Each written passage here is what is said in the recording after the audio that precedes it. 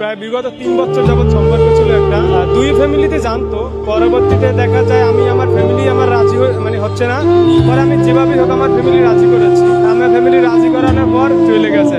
সে নিজ কিসের জন্য যে আমার সাথে ব্রেকআপ করছে আমি নিজেও জানি না, কি কারণে আজ পর্যন্ত জানতে পারি না। তবে একটা কথাই বলতে চাই, যেখানে থাকুক ভালো থাকুক, সবসময় ভালোবাসি।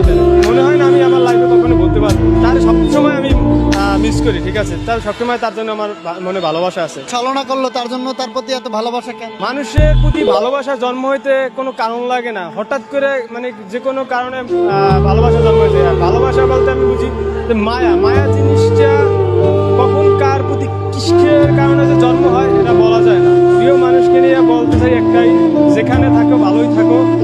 যদি তোমার কোনোদিন ফিরে আসতে ইচ্ছা করে, ঠিক আছে, তুমি 2 বাচ্চার মা হলেও সমস্যা নাই, আমি তোমাকে গ্রহণ করে নেবো। একটা কথাই, তার প্রতি এতটা ভালোবাসা আমার লাইফে একমাত্র ভালোবাসা ছিল। আমার লাইফে ওই ফার্স্ট রিলেশন করছি আর ওইটাই শেষ। এরপর আমি আর কারোর সাথে প্রেম করি নাই।